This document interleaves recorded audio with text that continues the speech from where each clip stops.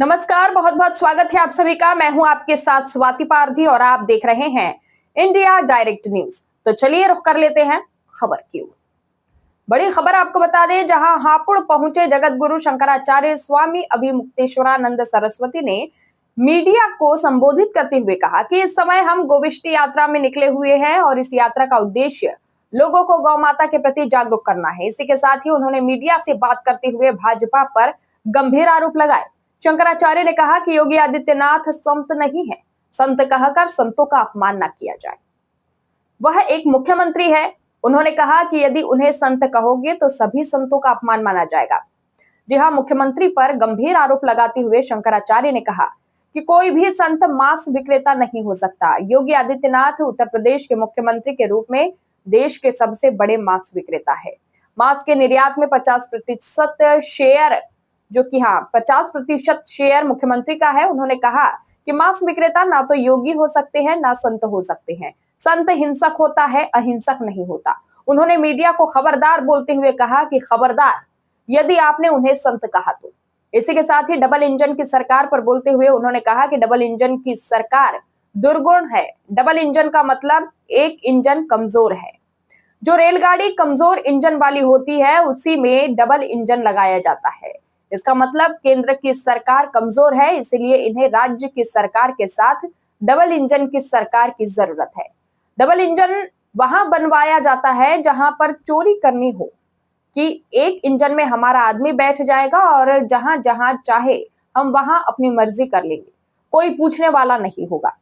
Double engine को अच्छा मत समझिए, यह अवगुण है। अयोध्या में हुए चढ़ावा घोटाले पर बोलते हुए कहा कि डबल इंजन सरकार की वजह से ही वहां पर चढ़ावा चोरी हो गया।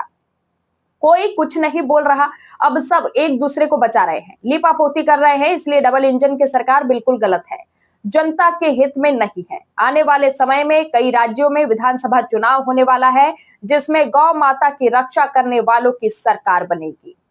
देखिए खास बनाई जाती है। डबल इंजन की सरकार जो है दुर्गुण है, गुण नहीं है। डबल इंजन की सरकार का मतलब एक इंजन जो है कमजोर है, तभी ना तो डबल इंजन से जो रेलगाड़ी कमजोर इंजन वाली होती है उसमें डबल इंजन लगाया जाता है। तो इसका मतलब कि केंद्र की सरकार कमजोर है, तब इनको राज्य से डबल इंजन चाहिए होता है। एक बात, एक तो ये कमजोरी का लक्षण है, ये गुण नहीं है और अवगुण है। दूसरे, डबल इंजन वहां बनाया जाता है जहाँ चोरी करनी हो, कि भाई हमारा आदमी बैठ जाएगा हर जगह पे तो हम जो चाहेंगे कर लेंगे, कोई पूछने वाला नहीं रहेगा। इसलिए डबल इंजन सरकार बहुत बड़ा चला हुआ है, इसको गुण मत समझिए, यह अवगुण है। ऐसी सरकारें बनाइए जहाँ दो तरह की सरकारें हो, ताकि कोई चोरी न कर पाए, एक दूसरे की चोरी कम से कम उजागर करें लोग।